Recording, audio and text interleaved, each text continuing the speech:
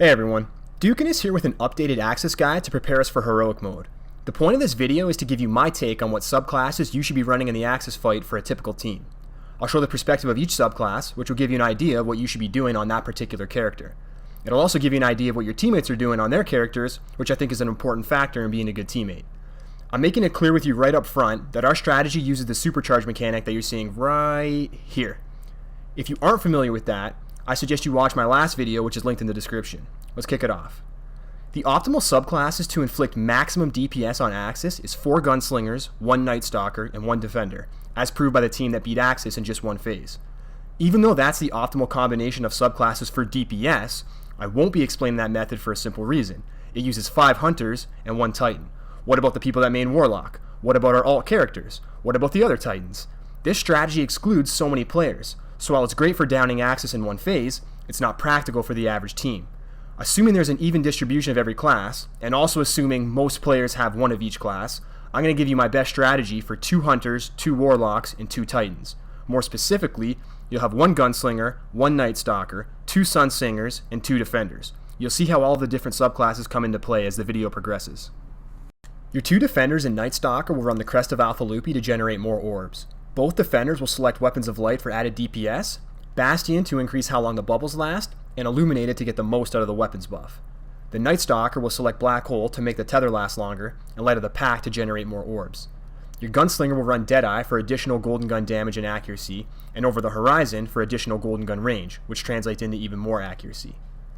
Their exotic piece will be a Celestial Nighthawk for maximum Golden Gun damage. Lastly, the Sunsingers will run Heart of the Praxic Fire to maximize the number of grenades thrown during each super. Song of Flame reduces cooldowns of nearby allies, which you'll see comes in handy later on. Touch of Flame in Viking Funeral adds damage over time and causes your teammates to deliver additional damage to Aksis. On a similar note, Fusion Grenades should be equipped since they ignite enemies twice, once when they stick and once when they explode. They also do about 3 times the damage of both Firebolts and Solar Grenades, so it's an easy pick. Your 2 Defenders will be positioned in the middle, one using the cannon and one using the Siva bombs. Defenders are placed in the middle because their bubbles will be used to generate orbs. It makes sense to put them in the middle because this area is the closest to all Guardians, which makes it easier for the whole team to get orbs and the Weapons of Light buff. There will be a Sunsinger and a Hunter on each side.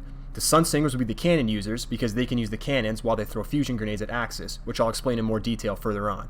By process of elimination, the 2 Hunters will throw the Siva bombs on each corner. So we've assigned everyone a job and a location. I'll now give you an explanation about what the team will be collectively doing in a typical rotation. I'll show this from the perspective of every subclass so you can see exactly what I'm talking about. I'm going to show you what will be happening simultaneously, so keep your eye on the text in the top left corner, which shows the part of the phase we're on and which class we're viewing.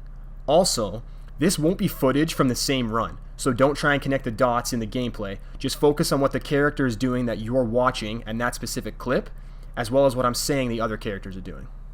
As mentioned, you have a Hunter and a Warlock paired on each corner, with your Defender duo paired in the middle. You sit back and kill Shanks as you normally would. When the empowerment is dished out, the captains spawn. Make sure all of your Shanks are dead before engaging the captain, including the wave of Shanks that come out with the captain. There is plenty of time to kill the captains, kill the servitors, and throw the Siva bombs, so safety is the priority here. If you're low on health, just back off and regenerate. Remember, there won't be revives in heroic mode, so take your time, eh? I still maintain the best way to kill a captain is a couple of uppercuts with a raised lighter. I also maintain that a cannon user on one of the corners should use their cannon to take out the middle captain. The bottom floor is the riskiest area of the fight because Aksis is looking right down on it. A lot of people have told me it's a waste of a valuable cannon shot that could be better used to DPS Aksis. I accept that as a valid point. My rebuttal is, I'm exercising a trade-off here. I'm trading 100,000 damage to virtually guarantee there won't be a death retrieving the middle cannon. With no revives in heroic mode, avoiding a death is a far bigger priority than the 100,000 damage, so my advice is to play it safe and leave the damage on the table. Now that your fire team has the elemental cannons, whichever player holds the cannon that matches the middle servitor will wait as long as possible before killing it. This extra time will give your team the opportunity to get everyone in position. By this point, all 6 Guardians should be huddled in the middle like this. As the last cannon user takes out the last servitor in the middle, both Defenders will burn their bubbles, giving everyone the Weapons of Light buff. If you're wondering why both Defenders pop, it's to create orbs. The Defender that throws will go and retrieve the Siva bomb, while the empowered players split up to cover their positions. The last thrower will call out throwing Siva Bomb. The Night Stalker will then shoot their tether at Aksis while he is still immune in his default position. The Gunslinger will pop his super and shoot it as soon as the Siva Bomb connects, just like this. The other subclasses will try and hit Aksis with a couple of snipes as he teleports. As far as taking damage goes, Aksis' teleport works like Blink in the Crucible. Similar to how you can shoot the trail of a blinking Guardian, you can shoot the red outline of Aksis, just like this. Because Aksis was pre-tethered, everyone is dealing bonus damage. If you're thinking, isn't that a waste of a tether and 2 bubbles? Remember that we do the Supercharge mechanic that gives the entire team their super after every Aksis teleport. So once again, I strongly encourage you to watch that Supercharge video and understand how it works. Sunsingers do not pop their super until Aksis teleports. This is because their supers won't be drained before the Supercharge is delivered. It's different for the Golden Gun, Tether, and Bubbles because those supers are one and done, so they're immediately eligible to be restocked. So Aksis teleports, one empowered player discharges into a square to replenish the team's supers, and another empowered Guardian slams Aksis to keep him stunned. As soon as Aksis is stunned, the defenders pop their bubbles again for more orbs and reset the bubble timer. As proved on Reddit, DPS with fusion grenades matches the DPS of perfectly using a black spindle. Further, it causes your team to inflict additional damage. It also doesn't waste valuable special ammunition. These reasons are why the Sunsingers will pop their Radiance as soon as Aksis teleports and do nothing but hit Aksis with fusion grenades. It is critical that you pop your Radiance immediately after Aksis teleports because Radiance lasts about the same time that Aksis is stunned for. So if you're late popping Radiance, you'll still be in Radiance when the Supercharge is activated in the next rotation, which causes you to miss getting your super refilled. So pop it even if you're not in a good position. As the Night Stalker, your tether will run out before Aksis teleports a second time. For this reason, I suggest waiting 3 to 4 seconds after Aksis is stunned to tether him. Giving your team time to get in position before tethering Aksis will ensure you get the most out of the tether.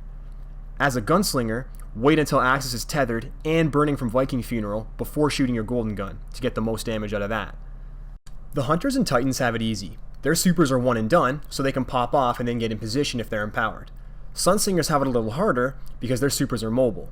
It'll take a little practice, but you can move around the engagement while hitting Aksis with fusions. Watch this clip where I back into my right side empowerment position while hitting him.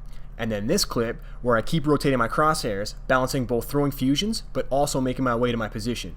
Geez, this guy sucks at warlocking, eh? Second teleport works the same way as the first one. Defenders and Sunsingers pop immediately after the Supercharge. Tether waits a few seconds, and Golden Gun waits for all damage buffs to be in place. The last teleport is mostly the same, but with a few changes. Just like before, someone supercharges the team and someone stuns Aksis. The bubbles go down immediately, and one of the defenders will pick up one of the cannons. The other defender will DPS Aksis however they like. The tether goes down immediately in this case, instead of a delay. As soon as the tether is down, the Night Stalker takes off and collects as many orbs as it takes to charge their super once again. With 8 total bubbles popped, there will be enough orbs to charge a second tether. The Night Stalker will then DPS Aksis until the tether runs out, will then fire another tether, and will then continue to DPS Aksis. The Gunslinger will hit Aksis with their Golden Gun as soon as the first tether is up. They will then pick up orbs to fire a second Golden Gun. Because they're picking up orbs from 8 bubbles and 4 tethers, they should have enough orbs to charge a third Golden Gun blast.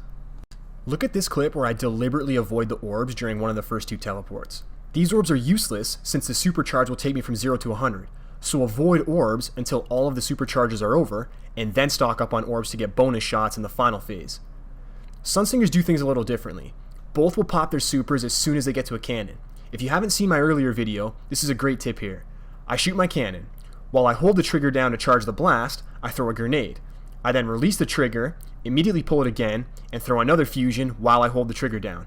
You're basically using the cannon with the added bonus of getting grenade damage too. Pretty sweet, eh? Rinse and repeat until Radiance is gone. If you can, grab enough orbs to charge Radiance again, but you might be better off just riding things out. Another thing you can do is have the Sunsingers pop Radiance at offset times.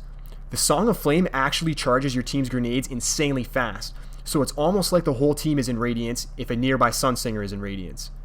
So offsetting the Radiances basically gives Radiance to the team for the entire damage sequence. The defender should also be throwing grenades while shooting their cannon. Another trick for players sniping Aksis is to cancel your reload with a grenade throw. So watch here. I empty my clip and then I reload. As soon as the magazine registers as refreshed, I throw a grenade instead of finishing the animation. My sniper is probably ready only a split second later than it would be if I finished the animation, but I got an extra grenade off. That grenade is hopefully ready every time you reload if you're close enough to a Sunsinger in Radiance with Song of Flame active. So there you have it. That's the strategy you'll see me running if I have a typical fire team of 2 of each character. If you don't use the Supercharge mechanic, just ignore the first 2 teleports and use the strategy for the last teleport. I won't do a summary of this video because we're pretty far in already, and the whole video is basically a big summary anyway. On an extra serious note, I spent a lot of time on this video, probably the most I've ever spent on any other video. All I ask is you guys decimate that like button and hit me with a comment below. I'd love to hear what you thought of the video, which of course includes agreements, disagreements, and anything you have to add. One more question. This might have been a fast video. Would it be worth it for me to make a separate video for each class after we figure out heroic mode? What I have in mind is a video dedicated to each of the relevant subclasses. You'd see an entire Aksis fight or at least a couple of rotations. I'd be able to offer more detail. It's just a matter of whether or not that extra detail is something you'd benefit from. So let me know.